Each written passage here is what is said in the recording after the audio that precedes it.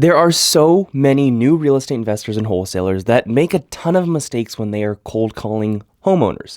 And in this video, I just kind of want to share some of the things that you should avoid doing because these are all the things that I did and I figured out that I was wasting my time and not being efficient and honestly losing out on a lot of sales because of these mistakes. First of all, if you are new to the channel, my name's Justin You're and I've helped hundreds of people make money in real estate. So the first thing I want to address, it's probably the most simple thing and it's almost like stupidly simple, but basically it's avoiding the question of like, hey, how are you? You know, at the beginning of every single call, you call someone on the phone and you're like, hey, Mr. Seller, how are you doing today? Like, avoid that. Like, stop saying that. This is one of the biggest things that I hear newbies start saying on these calls. And they say it kind of like just out of kind gesture, which I get. This is something I used to do a lot until I realized how much time I wasted. So I'd make all these calls and imagine every single call I'd ask the seller, hey, how are you? And not all of them, but a good amount of them would like start talking more about, you know, how their day's going, what's going on in their life, which could be good, could be useful, but it could not be.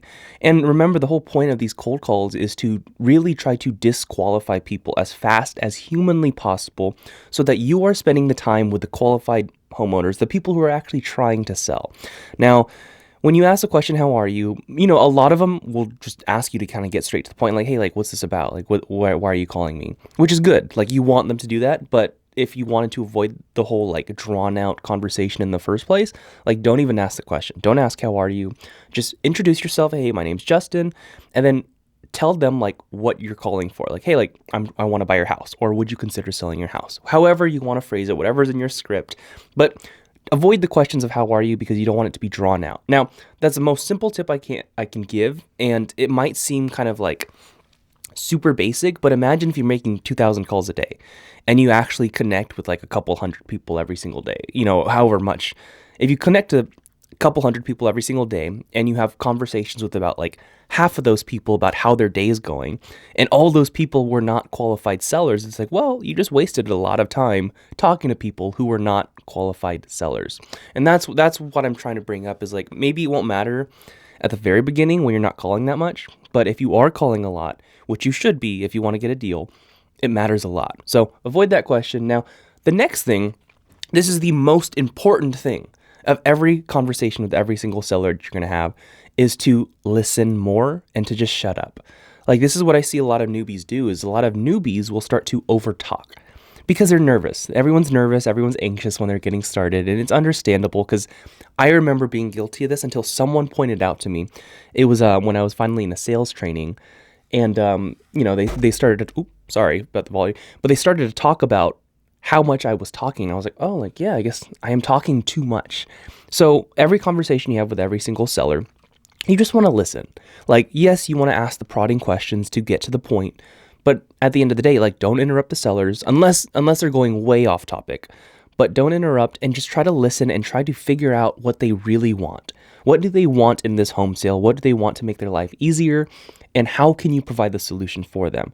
So the whole time you're just thinking, talking. If someone ever were to listen to one of my sales calls or a conversation with a seller, you'll realize how much I don't talk. Like, most of the conversation, and this is a good rule of thumb to have, is like literally maybe 80% of the conversation should be the seller talking. You asking the questions, asking good questions, open-ended questions where they can actually elaborate or talk, and you just kind of listen. Like, that's how sales calls should go. Of course, you want to prod them or push them in the right direction of conversation, but overall, just stop talking so much. So the biggest tip I can give for you in this sense is, as you're making your phone calls, just be aware. Be aware of how much you're talking versus how much the seller is talking. And so after every single phone call you have, just think, okay, how did that call go? How much did I talk? How much did the seller talk? Did I actually ask good questions, or was I over talking? Just ask yourself that, and over time you're going to get better and better and better. I promise you. Now, the last thing, this is overall in general, but these are the things that you should focus on in every single phone call with a seller. Doesn't matter what script you use. Like, in all honesty, like right now, we're going to just forget scripts. Forget the scripts. There's 4 main things that you really need to focus on every single conversation. And the first one is obviously price. You want to figure out, okay, what is the seller wanting to sell their property for? And the key with this is to try to get the seller to give their number first. What do they want to sell their house for? And some sellers are a little bit more savvy, but the idea behind this is that usually the person in any negotiation who gives their number first typically loses. I mean, obviously, you don't want anyone to lose, but you want to get a good deal, right? And if you want them to give their number first, some might, but most often they will not give their number first. They'll usually say something like, hey, like, no, you called me first, give me your offer. And for the clever sellers out there who understand negotiations and understand that the person who gives their number first usually loses, they might even say it. Like, I've had many times where the seller's like, no, like, I've heard that usually, whoever gives their number first loses. So like, what's your offer? And you're like, okay, like, I get it. Here's kind of my response to that. You can actually give a number without giving your number. And here's what I mean. So if a seller is like, hey, like, no, you call me first. What's your offer? I don't want to lose this negotiation. Here's kind of what I say. I'm like, okay, like, I understand. What I'll say is, okay, so these other investors in the neighborhood are buying properties like yours for $150,000. If you were to get an offer like that, what would you do? So, and listen to what I'm doing here. In this situation, I'm giving a number. I gave the 150,000 or whatever the number is, but it's not my number. It's the other investors out there, So they think that you gave your number first, and because of that, they'll be a lot more open to giving their number. So if I say something like that, like, oh, like other investors are buying your house or houses similar to yours for 150,000. From there, you can be like, okay, like, what would you do? If they're like, no, that's way too low, I'm sorry, I can't accept that. Then you can ask, okay, like, well, what number are you closer to? Where are you at? What would you like for this property? And if they're like really hesitant, you're like, well, no, I gave that number, but it's not your number. So from there, you're probably going to hear a little bit of a more honest response as far as what they want to sell their house for. And then from there, you can negotiate down. But that's one thing to focus on is price. Try to get them to give their price first. The next thing to understand is condition. I don't know, I'm giving this second because condition is probably one of the least important factors of a conversation, in my opinion. Reason being is most sellers lie to you anyway. So if you ask, hey, like, what's the condition of the house? Or like, can you tell me a little bit more about the house to be a little bit more open-ended? Then they'll probably say, no, it's in really good condition. Everything's nice. It's like they're lying. Every seller out there, you want to assume they're going to lie. But the important thing to understand is, like, I mainly do want to understand, like, hey, is the house like burnt? Or is it not burnt? Because that makes a major difference in what I'm budgeting for the rehab. In most cases, anyways, I'm being really conservative with my rehab estimates anyways. So like I might be budgeting for a full rehab with like big items needed anyways. But if it's burnt, I need to budget a lot more when calculating my offer. So that's one thing that you look out for is you want to ask the condition of the house with open-ended questions. Maybe like, hey, can you tell me a little bit more about the house? Has it been renovated in the past 5 years? The next thing that you want to ask is going to be the timeline. So for their timeline, you want to know, okay, do they want to sell now? Do you want to sell next month? Do you want to sell 3 months from now? Or do they not want to sell for a year? Like, you want to know if you're wasting your time or not. And you're never going to be wasting time unless you talk so much with a seller that's not qualified. But if someone says, hey, like, I'm actually not really trying to sell till like 6 months from now, and then you can kind of try to delve into the details as far as why. But if they say something like that, you can, continue the conversation as far as like why.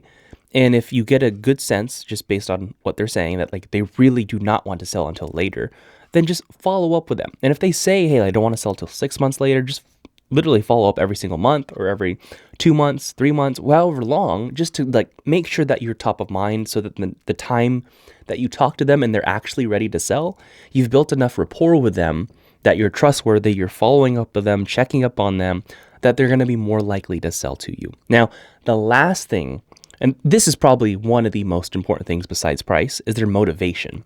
You want to figure out why they want to sell. Now, a lot of sellers out there will be hesitant about giving you this reason, but if you understand why they want to sell and like where their pain point is, you can really, really do a lot better on the negotiations. And the reason being is like you can empathize a lot better. So if someone's like, you know what, my grandpa just died and I inherited this property, or my dad just died and I inherited this property, I just want to get rid of it. You can kind of empathize with like, I'm so super sorry to hear that. And you can you can make it easier by offering different kinds of things to them. Like you can make the home buying process super simple. You can make it not a headache for them. You can whatever they're needing. If they have a problematic tenant, you can offer to, like, buy it with the tenant in there. You can offer to help get the tenant out. You can offer to help moving the tenant out. Like, you can make things a lot easier for the homeowner if you just understand what their pain point is. And honestly, this is probably one of the first things that you should do in every single conversation with the sellers. You want to figure out why they want to sell. So those are my biggest tips cold calling. And if you just need help in general to grow your real estate investing business, I want you to click on the link in the description below and you're going to get a free consultation session. But otherwise, peace.